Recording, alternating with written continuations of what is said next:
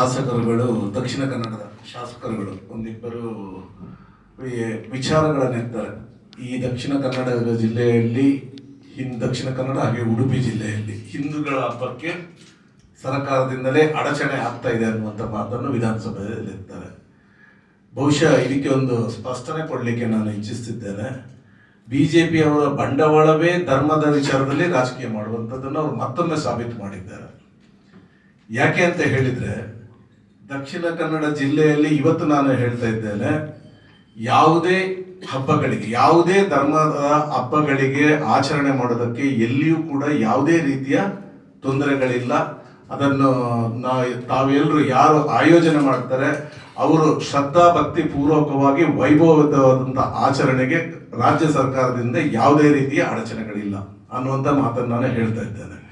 ಈಗ ಈ ಟೈಮಿಂಗ್ಸ್ ಬಗ್ಗೆ ಏನಾಗಿದೆ ಅಂತ ಹೇಳಿದರೆ, ಇದು BJP ಸರ್ಕಾರ ಇರುವಾಗಲೇ ಟೈಮಿಂಗ್ಸ್ ಬಗ್ಗೆ ಒಂದು ಕಾನೂನನ್ನು ತಂದಿರುವಂಥದ್ದು. ಅಧಿಕಾರಿಗಳ ಕೆಲಸ ಏನಿರುತ್ತೆ ಅಂತಂದ್ರೆ ಕಾನೂನು ಏನಿದೆ ಅದನ್ನು ಪಾಲನೆ ಮಾಡುವಂಥದ್ದು.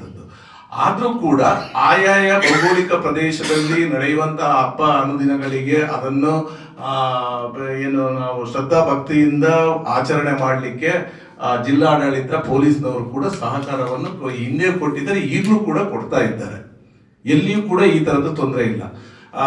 ಈ ಬಾರಿಯೂ ಕೂಡ ನಾವು ಧೈರ್ಯದಿಂದ ಹೇಳ್ತಾ ಇದ್ದೇವೆ, ನಮ್ಮ ಇನ್ನು ಮುಂದೆ ಬರುವಂತಹ ಗಣೇಶೋತ್ಸವ ಆಗಿರ್ಬೋದು ಅಥವಾ ದಸರಾ ಉತ್ಸವದಲ್ಲಿಯೂ ಕೂಡ ಈ ಹಿಂದೆ ನಾವು ಯಾವ ರೀತಿ ಮಾಡ್ತಾ ಇದ್ದು ಅದನ್ನು ಶ್ರದ್ಧಾಭಕ್ತಿ ಪೂರ್ವಕವಾಗಿ ಮಾಡಲಿಕ್ಕೆ ಯಾವುದೇ ರೀತಿಯ ತೊಂದರೆಗಳಲ್ಲಿ ಇಲ್ಲ ಅನ್ನುವಂಥ ಮಾತನ್ನು ನಾನು ಹೇಳಲಿಕ್ಕೆ ಇಚ್ಛಿಸ್ತೇನೆ. ಈ ಬಗ್ಗೆ ನಾನು ನಿನ್ನೆ ನಮ್ಮ ಕಮಿಷನರ್ಗಳನ್ನು ಕೂಡ ನಾನು ಭೇಟಿಯಾಗಿದ್ದೆ. ಖಂಡಿತವಾಗ್ಲೂ ಅವರಲ್ಲಿಯೂ ಕೂಡ ಅವರು ಹೇಳ್ತಾರೆ, ಕಾನೂನನ್ನು ಪೊಲೀಸ್ನವರು ನೀವು ಕಾನೂನನ್ನು ಮೀರಿ ಮಾಡಿ ಅಂತ ಹೇಳಲಿಕ್ಕೆ ಅವ್ರಿಗೆ ಆಗೋದಿಲ್ಲ. ಕಾನೂನಿನ ಚೌಕಟ್ಟಿನೊಳಗಡೆ ಮಾಡಿ. ಆದರೆ DJ ಅನ್ನುವಂಥದ್ರ ಬಗ್ಗೆ ವಿಶೇಷವಾಗಿ, DJ ಅನ್ನುವಂಥದ್ದು ಖಂಡಿತವಾಗ್ಲೂ ನಮ್ಮ ಸಂಸ್ಕೃತಿಯು ಕೂಡ ಅಲ್ಲ, ಇದನ್ನು ನಿಷೇಧಿಸಬೇಕು ಅಂತ ಹೇಳಿ ಹಿಂದಿನಿಂದಲೂ ಕೂಡ ಇದ್ದು ಅದರ ಬಗ್ಗೆ ಕಠಿಣ ಕ್ರಮವನ್ನು ಅವರು ತೆಗೆದುಕೊಳ್ತಿದ್ದಾರೆ ವಿನಃ ಬೇರೆ ಯಾವುದೇ ಆಚರಣೆಗೆ ತೊಂದರೆಗಳನ್ನು ಅವರು ಮಾಡಿದ್ದಿಲ್ಲ ಅನ್ನುವಂಥದ್ದು.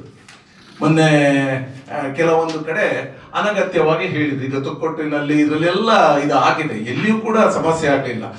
ಸಮಯಾವಕಾಶ 11 ಗಂಟೆ ಇದ್ರೂ ಕೂಡ 12, 1, 2 ಗಂಟೆಗಳ ತನಕ ಕೂಡ ಪ್ರೊಸೀಜರ್ ನಡೆದಿದೆ, ಎಲ್ಲಿಯೂ ಕೂಡ ತೊಂದರೆ ಮಾಡಲಿಲ್ಲ ಪೊಲೀಸ್ನವರು. ಈಗಲೂ ಅಷ್ಟೇ ಅವರ ಮನವಿ ಏನು ಅಂತ ಹೇಳಿದ್ರೆ, ಕಾನೂನಿನ ಪ್ರಕಾರ ನಾವು ನಡ್ಕೊಳ್ತೇವೆ, ಆ ಟೈಮಿಂಗ್ಸ್ ಬಗ್ಗೆ ನೀವು ಸಂಬಂಧಪಟ್ಟ ಪೊಲೀಸ್ ಠಾಣೆಯಲ್ಲಿ ಇಟ್ಕೊಂಡು ನಿಮ್ಮ ಒಂದು ಸಂಸ್ಕೃತಿಯ ಪ್ರಕಾರ ಆಚರಣೆಗೆ ಯಾವುದೇ ತೊಂದರೆ ನೀವು ಮಾಡಲಿಲ್ಲ, ನಮ್ದು ಯಾವುದೇ ಅಭ್ಯಂತರ ಇಲ್ಲ, ನಾವು ಕೂಡ ಯಾವುದೇ ತೊಂದರೆ ಮಾಡೋದಿಲ್ಲ ಅನ್ನುವಂಥದ್ದು ಇದನ್ನು ಮಾಡ್ತಾ ಇದ್ದಾರೆ. ಆದ್ರಿಂದ ನಾನು ಸ್ಪಷ್ಟವಾಗಿ ಹೇಳಲಿಕ್ಕೆ ಬಯಸ್ತೇನೆ, ಯಾವುದೇ ನಮ್ಮ ಹಿಂದೂ ಸಂಘಟನೆಗಳಾಗಲಿ ತಾವು ಆಚರಣೆ ಮಾಡುತ್ತಿರುವಂತಹ ಯಾವುದೇ ನಮ್ಮ ಹಬ್ಬಗಳು, ಹಿಂದೂ ಸಂಘಟನೆ ಅಂತಲ್ಲ, ಇವನ್ ಇಸ್ಲಾಂ ಧರ್ಮದ ಆಗಿರ್ಬೋದು, ಕ್ರೈಸ್ತ ಧರ್ಮದ ಆಗಿರ್ಬೋದು, ಜೈನ ಧರ್ಮದಾಗಿರ್ಬೋದು, ನಾವು ಹಿಂದೆ ಯಾವ ರೀತಿ ಆಚರಣೆಗಳನ್ನು ಮಾಡ್ತಾ ಇದ್ದೇವೆ ಅದನ್ನು ಹಾಗೆ ಮಾಡಲಿಕ್ಕೆ ಯಾವುದೇ ಅಭ್ಯಂತರ ಇಲ್ಲ ಅನ್ನುವಂಥ ಮಾತನ್ನು ನಾನು ಮತ್ತೊಮ್ಮೆ ಸ್ಪಷ್ಟವಾಗಿ ಹೇಳ್ತಾ ಇದ್ದೇನೆ. ಬಹುಶಃ ನಮ್ಮ ಶಾಸಕರುಗಳಿಗೆ ಇಂಥ ವಿಚಾರ ಬಿಟ್ಟರೆ ಬೇರೆ ಯಾವುದು ವಿಚಾರಗಳಿಲ್ಲ ವಿಧಾನಸಭೆಯಲ್ಲಿ ಮಾತಾಡಲಿಕ್ಕೆ. ಆ ಕಾರಣಕ್ಕೋಸ್ಕರ ಕೇವಲ ಇಂಥ ವಿಚಾರಗಳನ್ನು ಸದನದಲ್ಲಿ ಎತ್ತಿ ಜನರನ್ನು ತಪ್ಪು ದಾರಿಗೆ ಎಳೆಯುವಂತ ಕೆಲಸಗಳನ್ನು ಇವರು ಮಾಡ್ತಾ ಹಿಂದಿನಿಂದಲೂ ನಿರತರಾಗಿದ್ರೆ ಆ ಚಾಳಿಯನ್ನು ಮುಂದುವರಿಸಿಕೊಂಡು ಹೋಗ್ತಾ ಇದ್ದಾರೆ.